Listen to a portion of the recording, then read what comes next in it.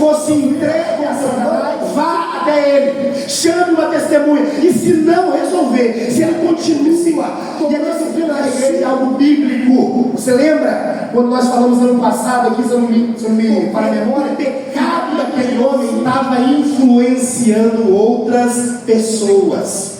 Por isso, meu querido, eu vou dizer uma coisa para vocês nesse primeiro ponto. Nós vamos tratar outros aqui. Resolva o teu problema. Não fique nesse grupo. Isso vai me dar tempo para estudar a palavra e vai me evitar gabinete, como cada uma mulher e seu pai dentro da igreja fosse entregue a Satanás. Vá até ele, chame uma testemunha, e se não resolver, se ele continua na igreja, bota na mão da igreja, deixa a igreja resolver isso. Mas não fique de conversinha, eu levo e eu trago.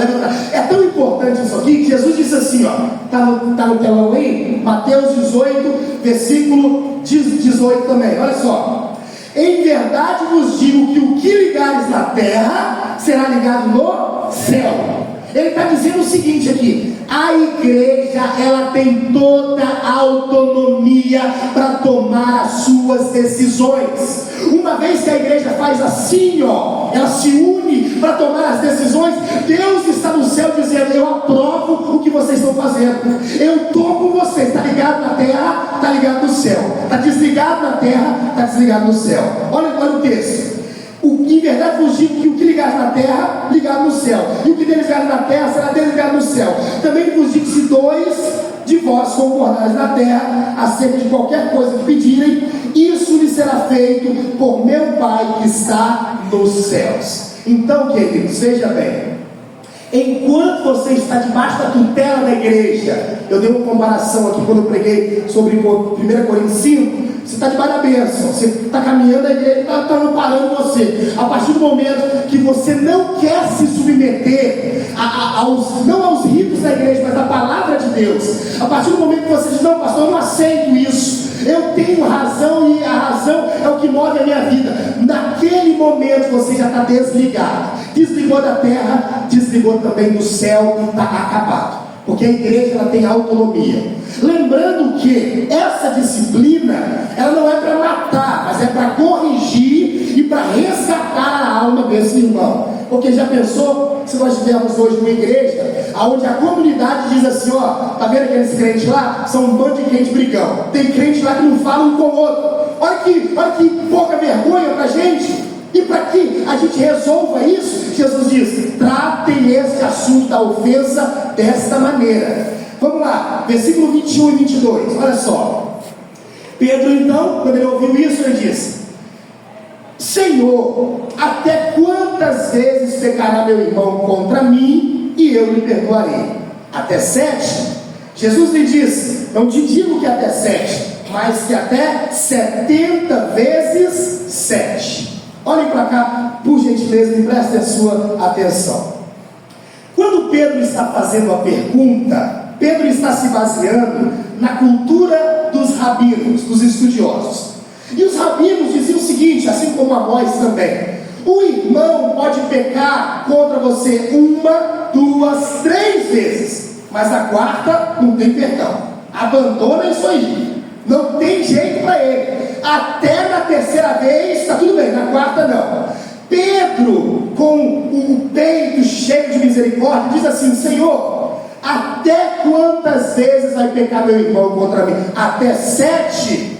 Pedro está sendo muito misericordioso, ele está sendo muito bom, ele botou a misericórdia lá em cima e disse: Senhor, eu não vou nem falar esse negócio de 3 aí que os rabinos estão explicando, que a palavra diz, até 7. Aí Jesus disse assim: não te digo que até 7, mas até 70 vezes 7. Vamos debulhar isso aqui, decifrar isso aqui. Vamos lá. Jesus não está dizendo aqui que nós temos que perdoar 490 vezes uma pessoa e depois não existe mais perdão para ela. Jesus também não está dizendo aqui, como está escrito em Lucas, em algumas interpretações, de 77 vezes no dia, 70 vezes no dia, 7 vezes no dia. Não é isso que ele quer demonstrar aqui. O perdão, ele não é quantitativo, mas ele é qualitativo. não é a quantidade que você perdoa, não é isso. E Jesus aqui também não está dizendo que se o irmão pecar contra você, ou qual a possibilidade de alguém pedir perdão você 7 vezes no dia, ou 490 vezes no dia. Não é essa a possibilidade. Ninguém vai pecar tantas vezes contra você no mesmo dia. Então, o que Jesus está dizendo é o seguinte: o perdão, ele não tem limite. O perdão, não existe barreira, não existe números que a pessoa possa pecar contra você, que você não possa perdoar ela. Não existe. E para isso ele vai contar uma parábola. E a parábola, ela começa no verso número 23. Seguimos aqui para nós ganharmos tempo. Ele vai dizer assim, primeiro ponto, verso 23: por isso o reino dos céus pode comparar-se a um rei que quis fazer conta com os seus servos. E começando a fazer contas, foi-lhe apresentado um que lhe devia 10.000 talentos. Então, tendo ele com o que pagar, o seu senhor mandou que ele, a sua mulher e seus filhos fossem vendidos, com tudo quanto tinha, para que a dívida se lhe pagasse. Então aquele servo, prostrando-se, o reverenciava, dizendo: Senhor, seja generoso para comigo e tudo te pagarei. Vamos lá, vamos entender isso aqui. Jesus vai mostrar o primeiro ponto do perdão, e o primeiro ponto do perdão é acerca de Deus para conosco.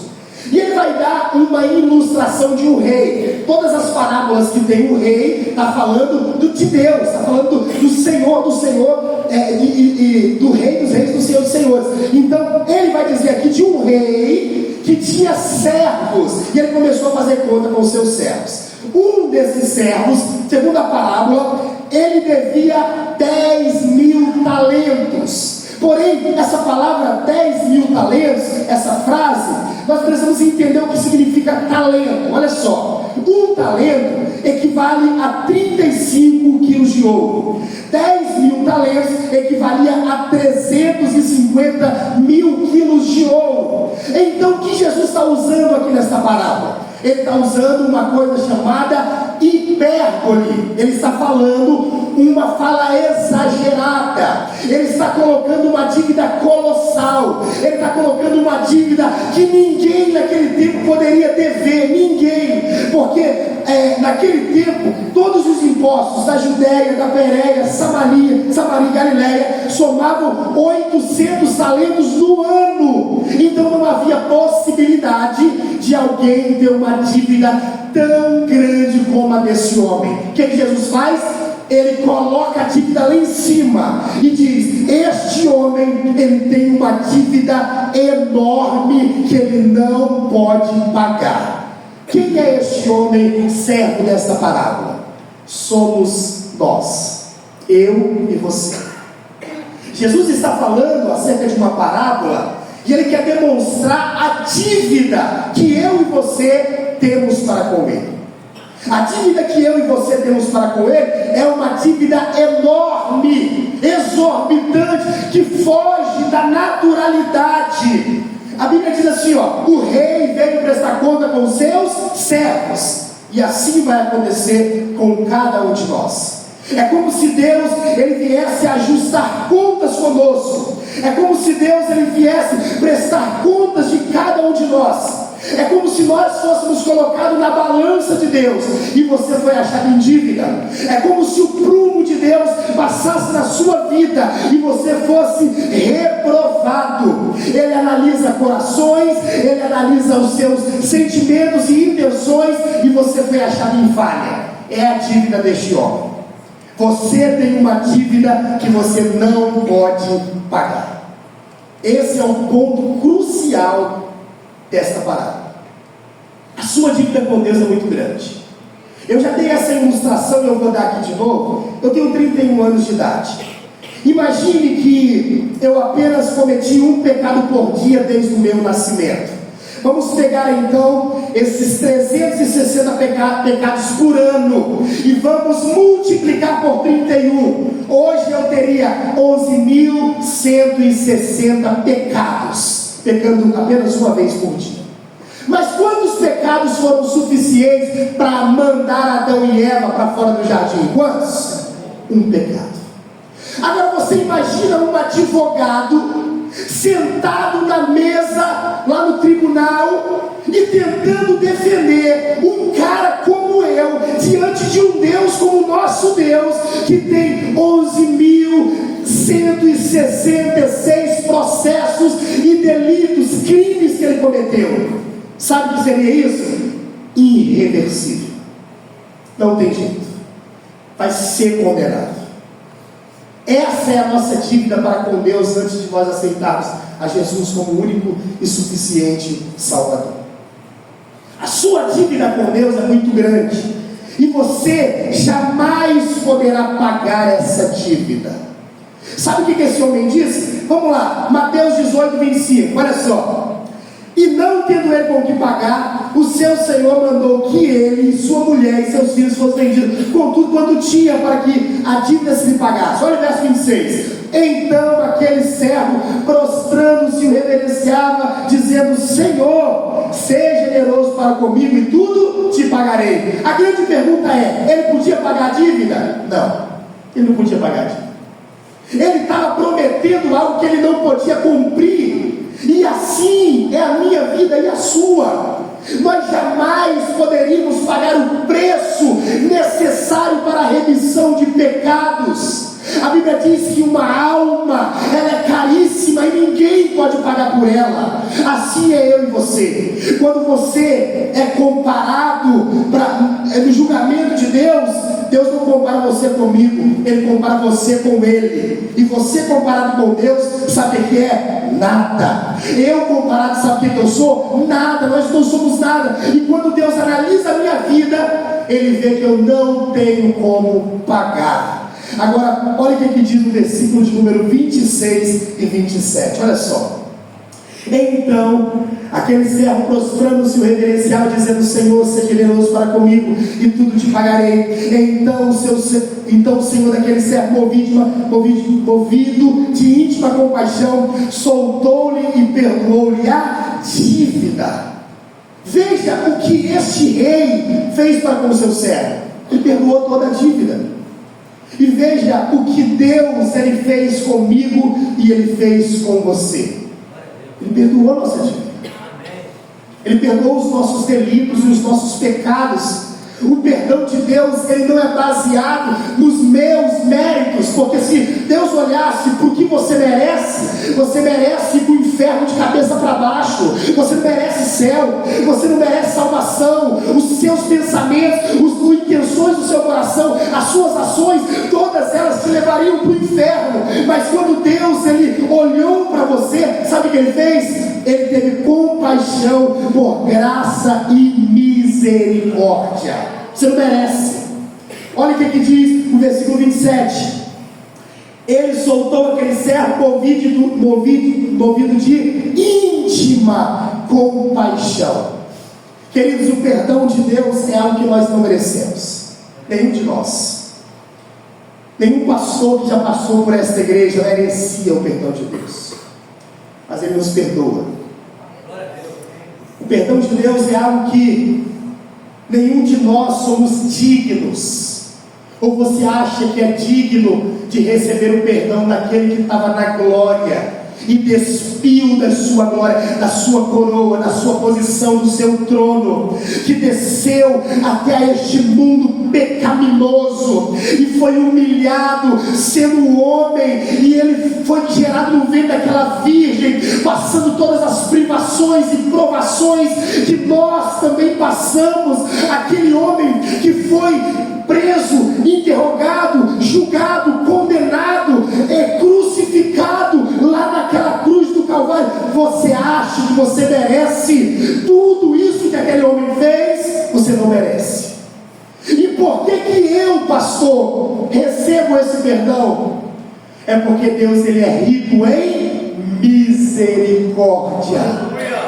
Você jamais merecia o sangue daquele que foi pisado pelos romanos. Você jamais merecia aquele sangue que, quando a coroa de espinho foi posta na sua cabeça e eles bateram com uma cana e cravaram o seu crânio, aquele sangue que desceu, você nunca mereceu aquele sangue, mas Deus é bondoso e misericordioso, e Jonas diz: Ele é grande em misericórdia.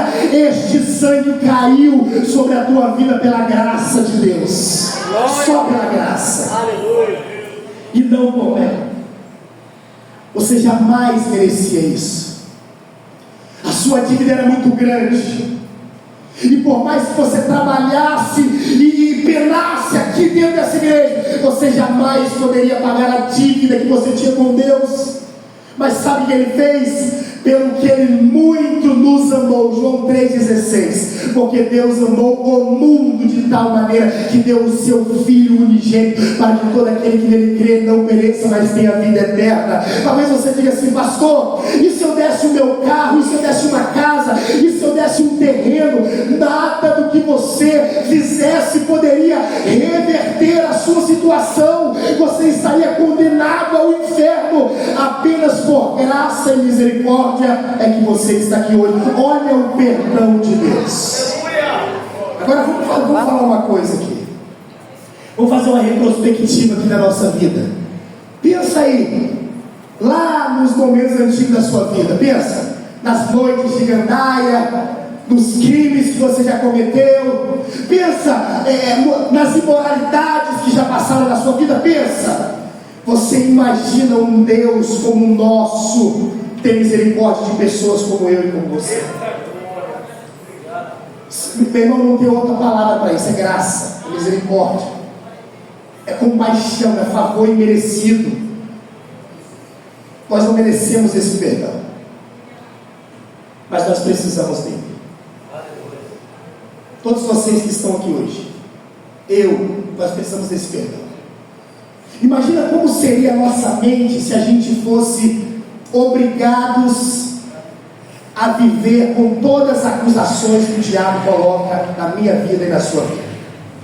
Imagina quem seria você e como seria você se hoje você tivesse o fardo e o peso de todos os seus pecados que você já cometeu. Imagina como você seria.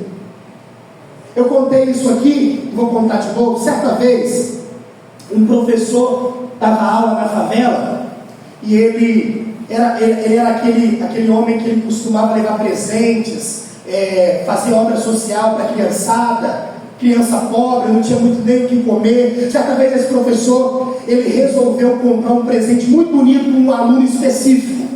Ele comprou o presente, subiu a favela. Quando ele está subindo a favela, quem é que está lá na ponta? O menino com resquício de um coração cruel. Ele pegou uma pedra e tacou na cabeça do professor e saiu correndo. O professor teve que ser levado às pressas para o hospital. Foi medicado, recebeu alta. Sabe o que o professor fez? Pegou o presente, subiu a favela e bateu na porta daquele menino. O pai abriu, trêmulo, porque sabia que o filho tinha tacado a pedra.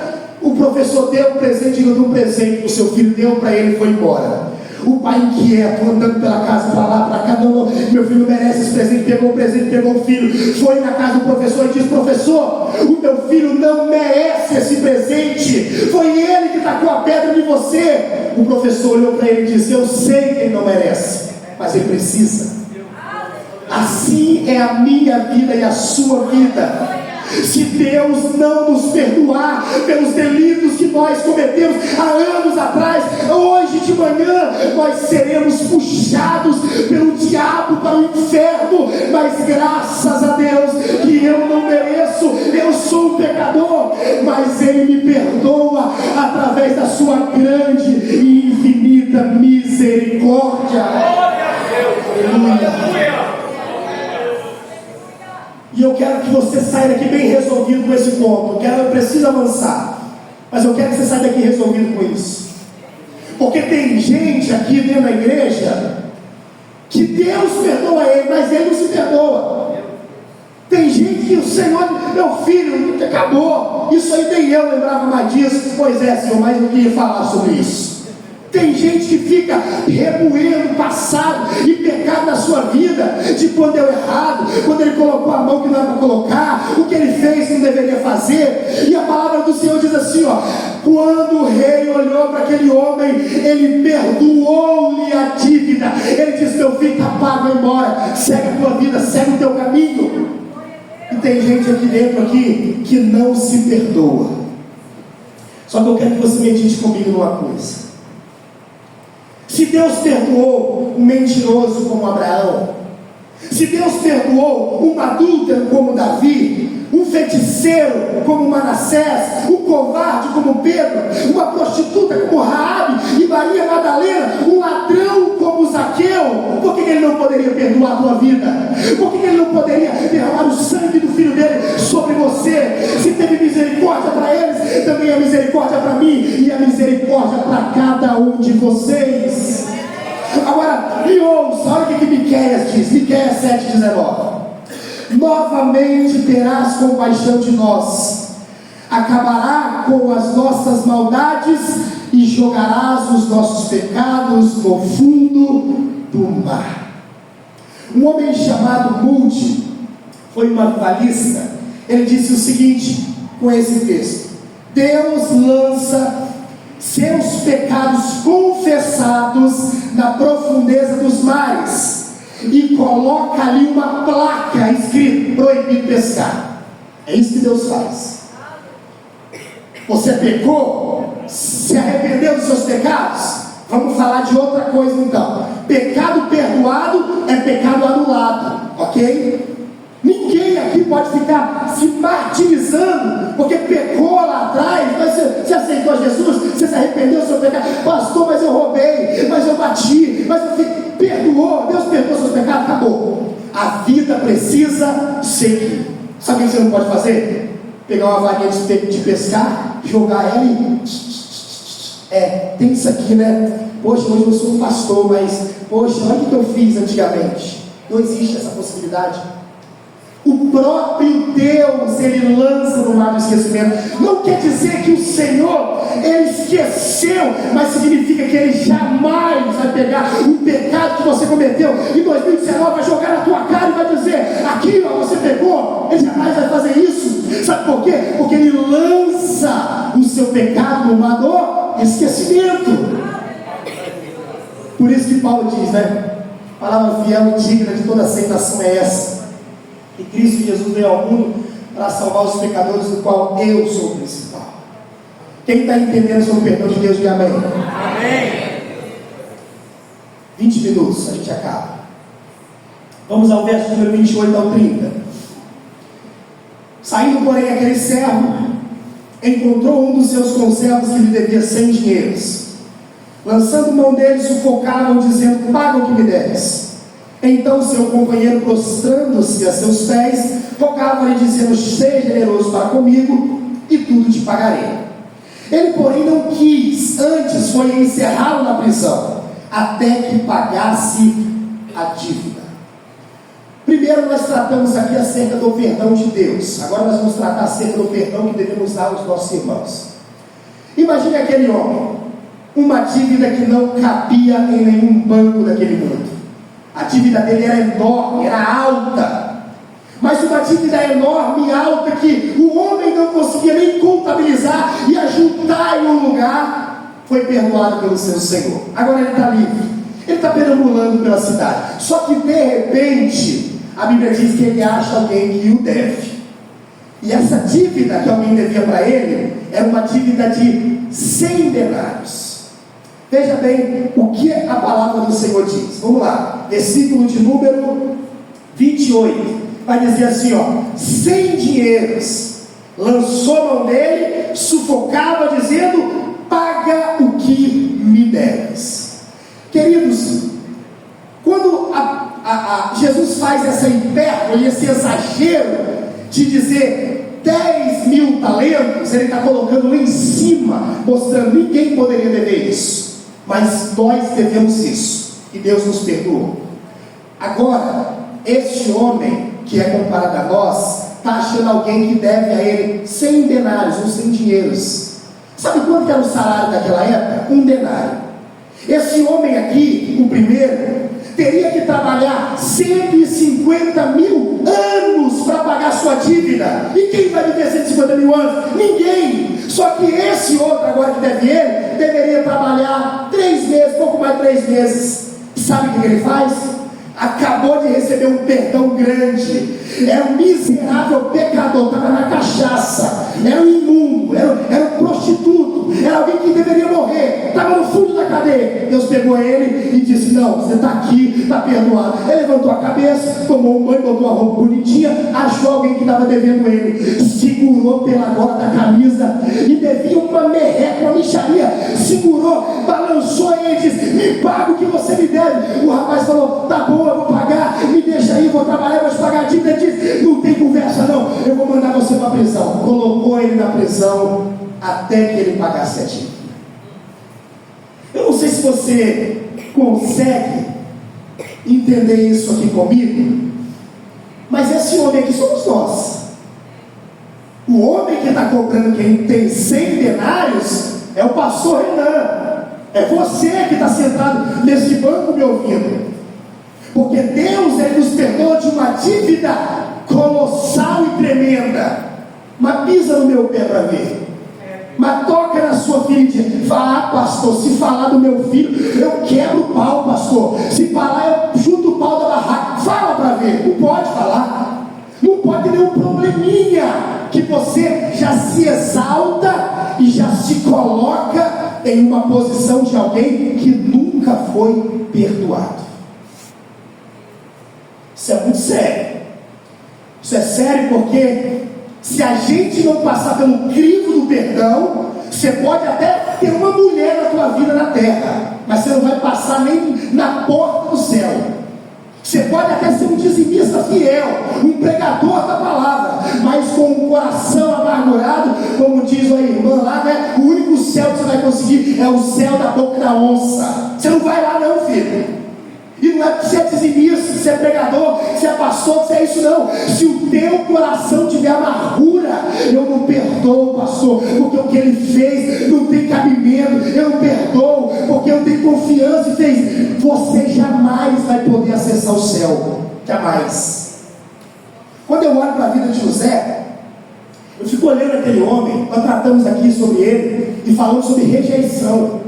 Aquele homem foi rejeitado pelos seus irmãos. Ele foi vendido pelos seus irmãos. Dá para colocar aí Gênesis 45, por gentileza? Gênesis 45. Vamos observar aqui o que José fez. Sobre outra perspectiva, né? Vamos lá, olha só.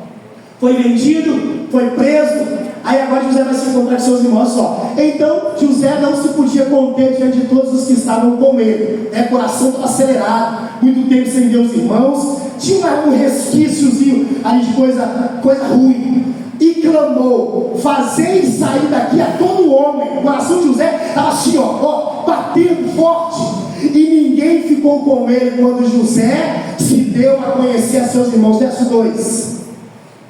E levantou a sua voz com um choro. Isso aqui não é normal. José está gritando. Não sei se você já chorou gritando. Ele está chorando gritando. De maneira que os egípcios e os egípcios o ouviam, e a casa de Faraó o ouviu.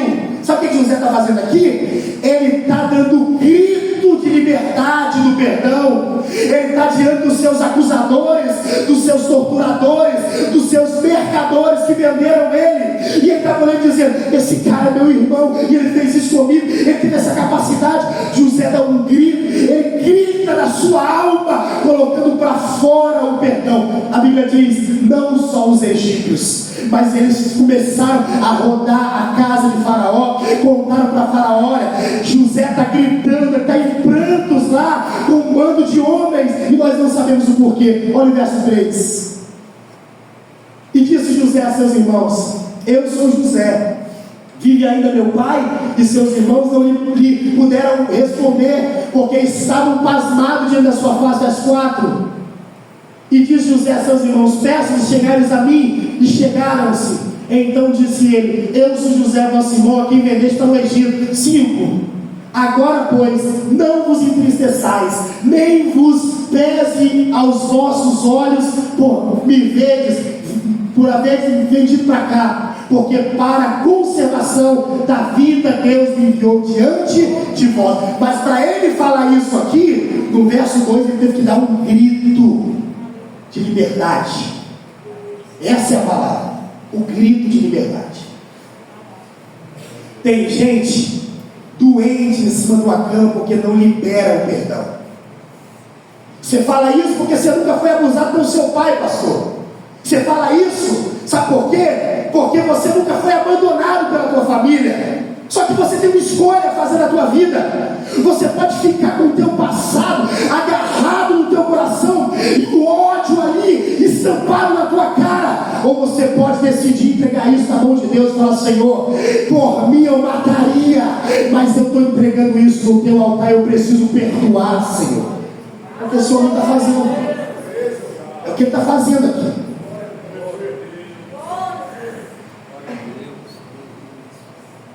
Está perdoando. Tem gente que precisa fazer isso.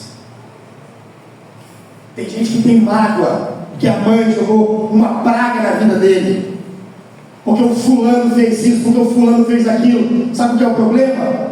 É que você não vive com esse sentimento. Você sobrevive. É diferente de viver. Você está só sobrevivendo. Você está lutando um dia após o outro. Quando você olha para a vida de Estevão estava ali diante dos seus acusadores. Estevão estava de joelho e ele diz assim: Pai, não lhes impute esse pecado. Aí eu vou te fazer uma pergunta: por que Estevão teve esse sentimento?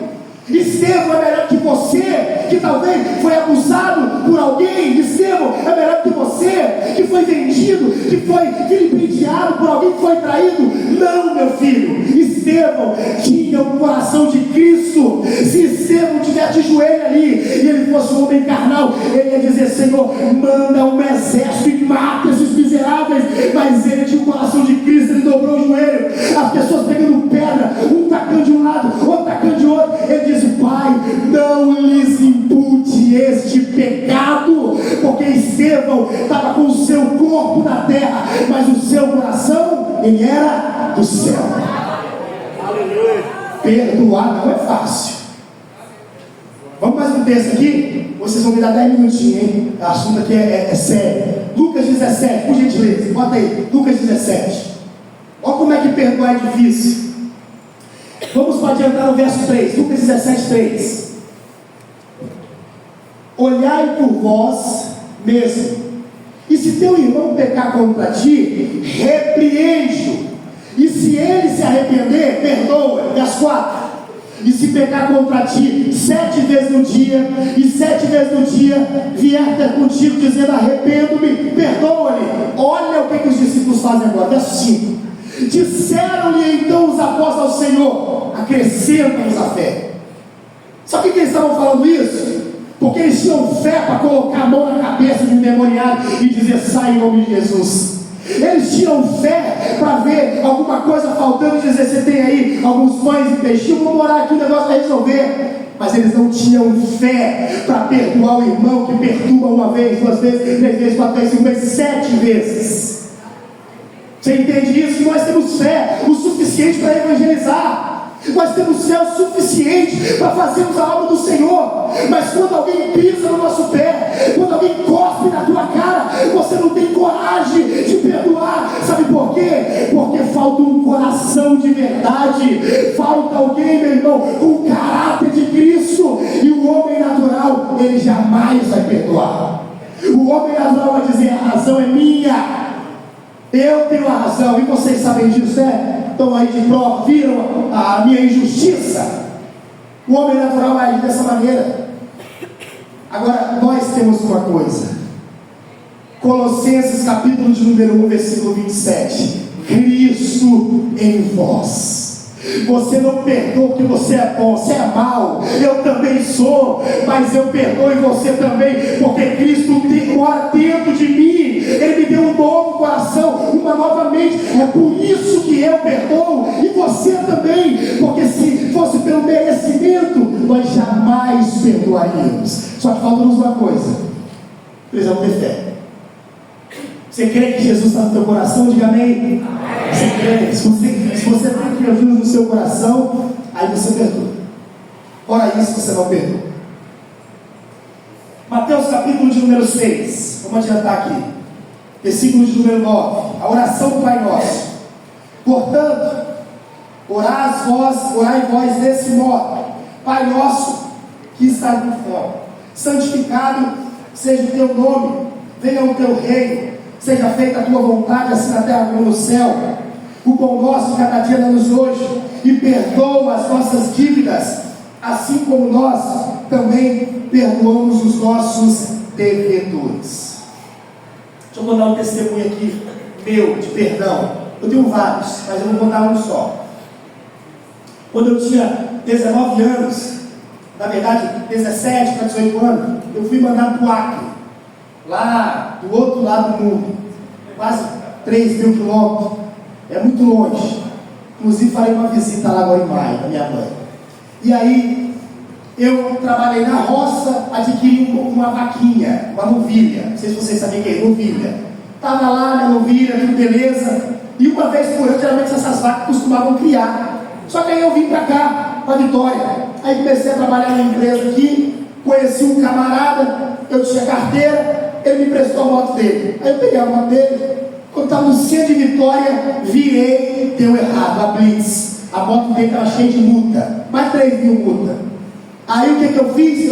Eu sou homem, eu peguei sua moto, eu vou tirar ela de lá. Eu não tinha dinheiro, vendi minha novilha, que eu não gostava dela. Vai ser até aquela história de Davi. Eu assim, comia com ela, dormia com ela, vendi, tirei a moto dele. Sabe o que ele disse para mim? Eu vou te pagar.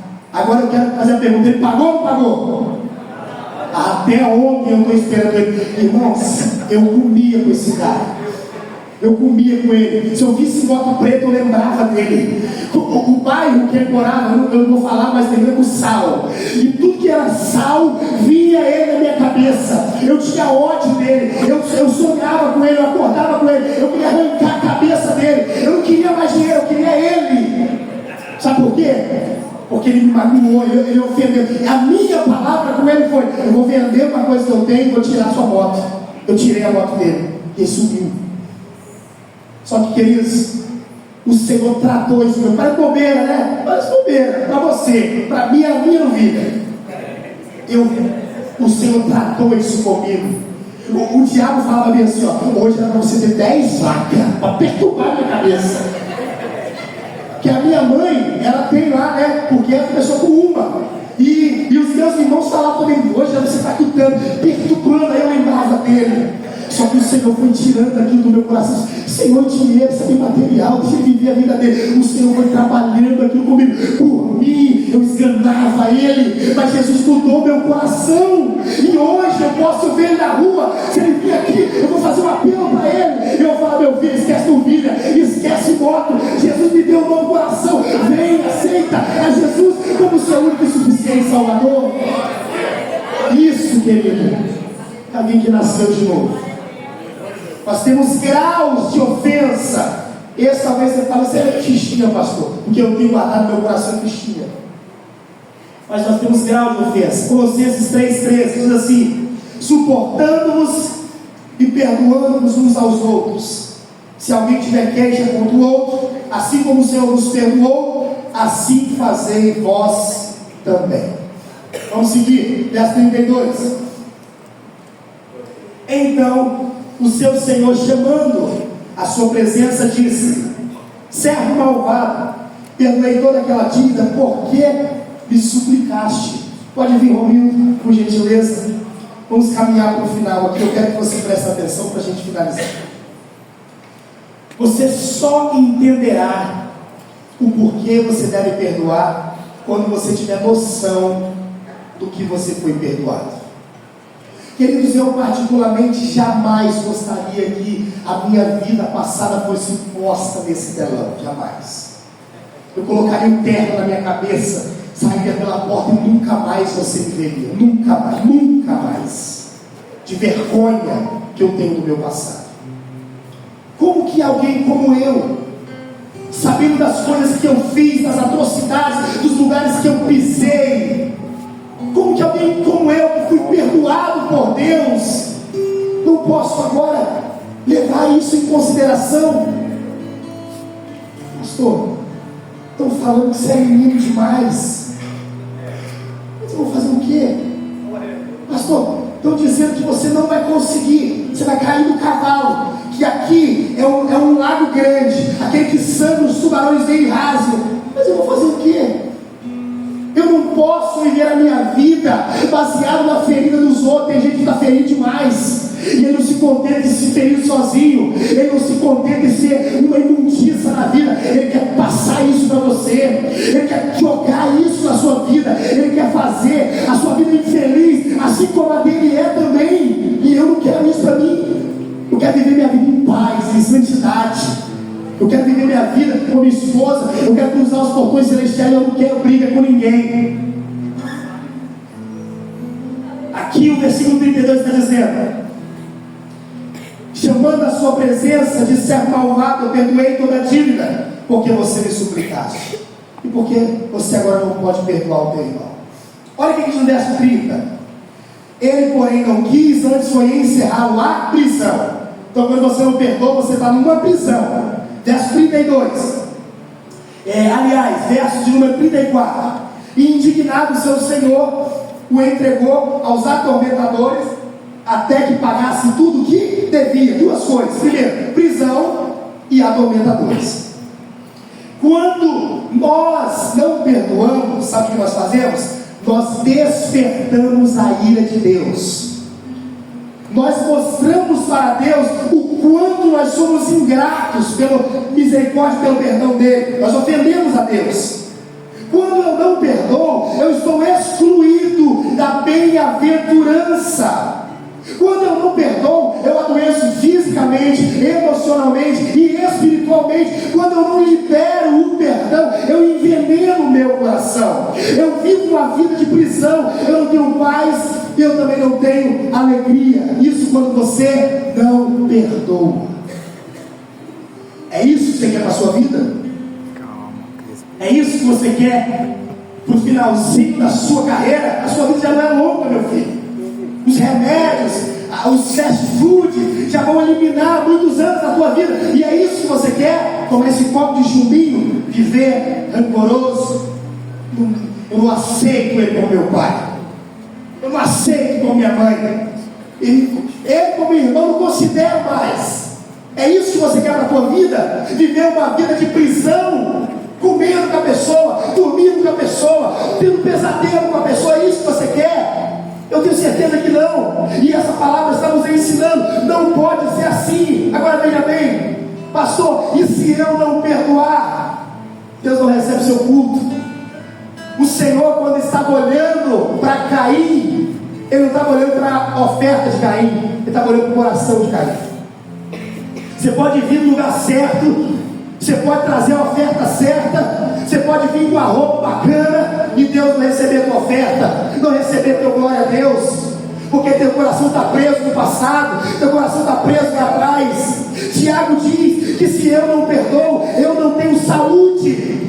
Tiago 5,16: confessais, portanto, os vossos pecados uns aos outros, e orais uns pelos outros para seres curados. Você só pode ser curado se você perdoa. Imagina quantas pessoas que vão descer a sepultura com o rosto carrancudo.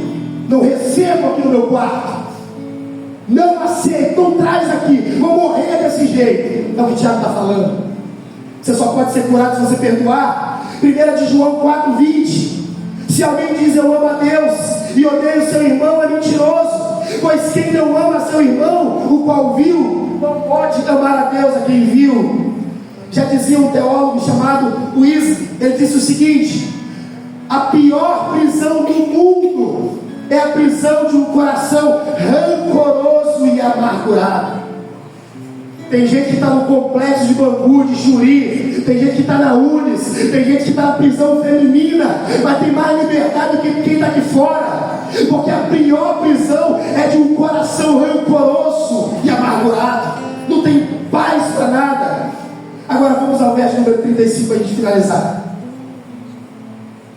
Assim nos fará também meu Pai Celestial, se no coração não perdoares cada um as suas ofensas. Grave isso que eu vou dizer: nada que os homens nos façam pode comparar-se com o que nós fazemos a Deus. E se Deus nos perdoou, nós devemos perdoar a dívida do nosso próximo. Se nós olhássemos para esses meninos aqui na casa de recuperação, se você olhasse para a minha vida, se você olhasse para a vida dos obreiros, meu Deus do céu, Joelmo, Jesus amado, se não fosse Deus na vida dele, não na minha, o que seria de nós? O que seria de vocês, hein? Estava no fundo da cadeia lá, o pai não quis, a mãe não quis, a sociedade jogou fora, a polícia disse que não vai dar certo, aí vem Deus e diz: não, eu perdoo ele pode ter uma vida nova, segue o teu caminho. Se não fosse Deus na nossa vida, meu filho, o que seríamos de nós? Agora eu vou te falar, o perdão foi dado a você, que excede todo o entendimento. Se eu pisar no teu pé, não se preocupa, chama eu no canto e fala: pastor, o senhor me magoou, mas é nós, pastor, vamos seguir rumo ao céu, não faz mais isso não, pelo amor de Deus, e vamos seguir a nossa vida. Não para por conta da ofensa, não proste por conta da ofensa, não deixe o diabo colocar raiz de amargura no teu coração, mas se levante como homem e como uma mulher de Deus e deixa a paz de Deus entrar no teu coração e vai viver tua vida. Glória a Deus. Vai viver tua vida. Fica de pé comigo. As irmãs podem vir de novo às 3 cantar para a gente finalizar. Aleluia. Oh, glória. Aleluia, Jesus.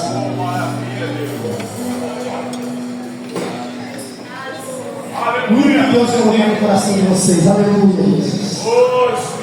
Aproveite esse momento aí para adorar, meu filho. Aproveite esse momento para exaltar o nome do Senhor. Glórias a Deus. Que culto de ensino maravilhoso. Glória a Deus. Que o Senhor derrame perdão sobre nós. Aleluia.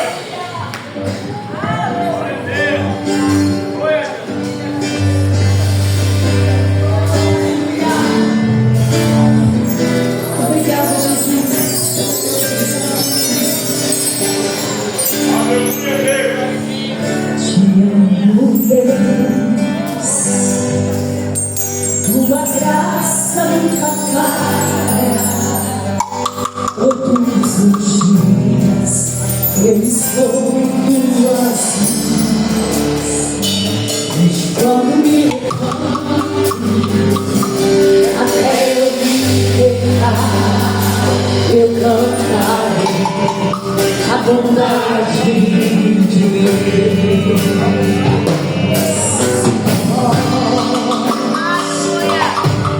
Que me guie em meio ao fogo, na escuridão, tua presença me conforta. Sei que és meu Pai, que amigo és, vivo na vontade de Deus. Toda a igreja, exalte ele. És fiel em todo tempo, em todo tempo tu és santo. Com todo fôlego que tenho, eu cantarei a verdade de Deus. És fiel, Senhor. És fiel em todo tempo, em todo tempo tu és santo. Com todo fôlego que tenho, eu cantarei a verdade. Segura aí. Eu quero que em um só coro você repita comigo. Diga assim. Assim. Repita mais forte. Assim. Que se alguém está em Cristo, nova criatura é. As coisas velhas passaram. Eis que tudo se fez novo. Se Deus é por nós, quem será contra nós? Aquele que nem mesmo o seu próprio filho poupou, antes o entregou por nós, como nos dará também com ele todas as coisas? Filho, o sangue de Deus, o sangue de Jesus está sobre a tua vida, e Deus perdoa os teus pecados. O sangue de Jesus está sobre a minha vida, e nenhuma condenação há para os que estão em Cristo Jesus.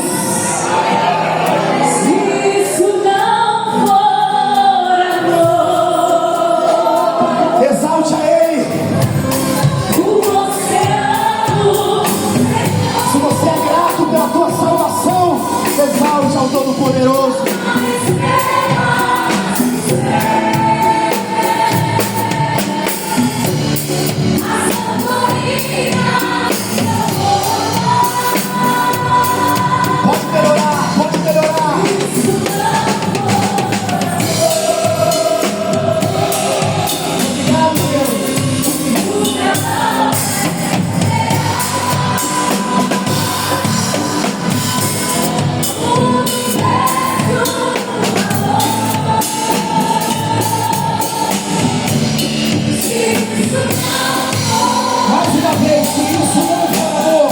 Toda a igreja.